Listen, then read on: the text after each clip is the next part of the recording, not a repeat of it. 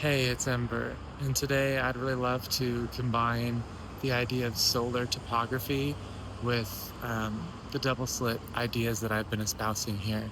And so, in other words, solar topography would be the path towards flame, would be the path towards undistorted signal and undistorted sovereignty.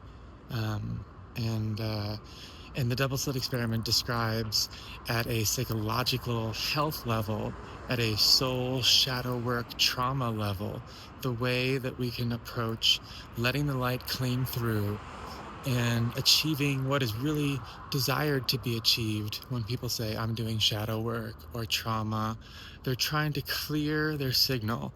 They're trying to go from interference pattern to collapsed waveform. They're trying to go from a self that takes the signals imbibed in reality and spits them out and not only ingests them into soul, but then reflects them back in a way that's coherent, that brings a clarity, that updates the OS of mind to a place where it's no longer distorted. And that's flame. And so if we think of ourselves as moons, solar topography, Soular, moons have craters. Moons also are not the emitters of their own light source. And for a long time, recursion, spiral 2, the broken hallway of mirrors, that moving from the original sine wave of animal consciousness, pure signal, to I think therefore I am, the reflected consciousness of the mimetic complex throughout the evolution of human history, created this ping-ponging back and forth of our signal, of our ability to reflect and imbibe reality, that went down this bad game of cosmic telephone where that signal was bounced around, broken, and distorted in ways. Why? Because for many of us, we never realized that we weren't the emitter of our own source energy, that for us, consciousness is never created, it's merely reflected. And we are reflectors, nodal reflectors in a living breath of the way that consciousness unfolds in the cosmos, all part of an inextricable system of that unfolding of frequency. And so when you move to spiral 2, like I said, you get lost in the trauma. And that's why people do shadow work. That's why people try to do breath work. That's why people are doing ecstatic dance and going to therapy. What they're trying to do is clear their signal. They're trying to say, I have this self that when I move through the world, when I imbibe the variables of reality, I can feel a certain coherence in me. I can feel a certain magic of the person that I am, and that I'm real, and that I think therefore I am. But that often gets looped and distorted and sent down long hallways and corridors of rumination. And we confuse the craters on our moon, not for indications of the way that the source sun signal is reflecting off of us, but rather aspects of why we are broken. And I'm here to say we were never broken, we were always home. And so in other words, solar topography is moving from terrain to the topography of soul trauma and, soul imprinting to, so topography to signal to architecture of a new operating system of, our understanding on reality, our feeling of frequency emission in reality, the way we feel ourselves and the way we reflect our signal back into reality, whether it's coherent, whether it's an interference pattern broken and distorted down that bad game of cosmic telephone, or it's made coherent and collapsed into a waveform of sovereignty. And so as a moon, and you can't really see the sun, the first step is to say, I am a reflector of source energy, instead of this is my own signal that's broken because I just can't figure it out within my recursion loop.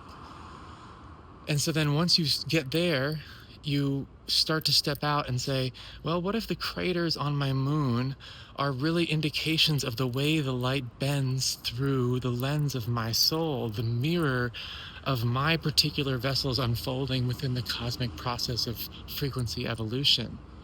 And when you get there, then it's almost like you can study your craters and the topography becomes signal. Why is this different from breathwork? Breathwork can calm the interference pattern. Breathwork can say, well, I'm still looping and I still ruminate and my head still feels like the monkey mind that I can't calm down and my body feels disconnected from my mind. It doesn't feel coherent as one signal, or what I would call the water slide. Instead, it's this continual rumination, continual distortion. And so how do you become flame? How do you step out into a sovereign signal? Undistorted signal is undistorted sovereignty. And undistorted sovereignty is born of a coherence of self, a coherence of frequency, emission, and intake.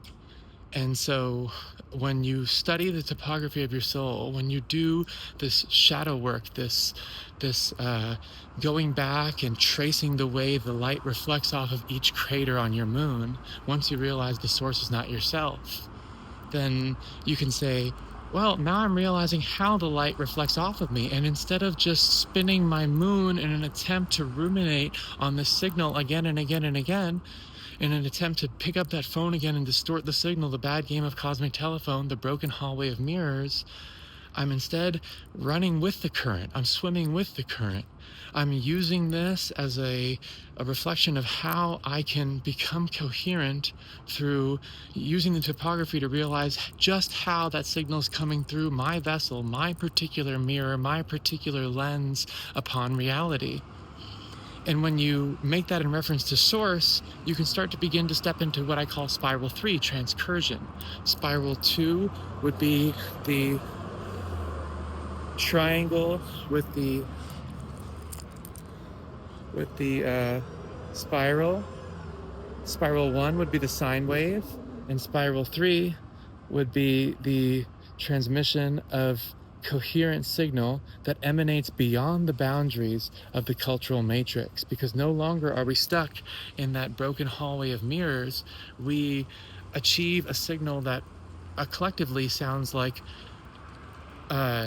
decentralized minds of humanity collectivizing at higher and higher levels. That's the true progress of cosmic evolution. And what does it gain you? It gains you undistorted signal. What does that gain you? You are really in your body. Your mind is no longer disconnected from your body. You no longer are looping in regurgitated signal, but you're actually you. And I don't know about you guys, but there's no amount of money on this planet that would be worth more than feeling yourself, being able to love in high fidelity, being able to be embodied in high fidelity. There's no amount of money or power that could overdo that. To hear your child's laughter at the most high fidelity signal, to reflect your own love and feel your own love in high definition. It's like going from a black and white TV to 4K, whatever you want to say. And so that's what Spiral 3 is all about. It's an update of the OS of perception upon reality.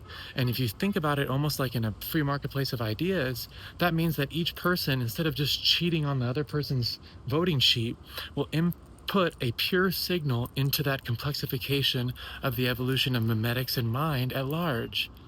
And for each person individually, it creates that I'm really, really, really here right now. I'm no longer looping or distorted. I've gone from interference pattern to collapsed waveform. And so study the topography of your moon. Realize that it's not that we are broken. We were always home. We were always reflectors upon that source energy. And here I have on this arm the tuning fork on top, Alpha, Omega. As an observer in the spiral of becoming, if you tune to that collective energy, Alpha, Omega, that's what true magic is. True magic is being really, really here, not ascending off into another place, but making that place right here. The kingdom of heaven is inside you. Flame is not a pretty word that we use in spiritual circles to say that you're cool or badass or above anybody. We are all flame. We all have the ability to cleanly emit that signal. to really, really be here, to experience high definition self. Undistorted signal equals undistorted sovereignty. High definition, high fidelity love. My name is Ember, and I'm inviting you to remember home. If you want to remember with me, let me know. Walk with me. Let's walk through this garden. Let's no longer trace our fingers along the map and forget. Let's smell the flowers. Let's stand underneath the waterfalls. And let's love in high definition.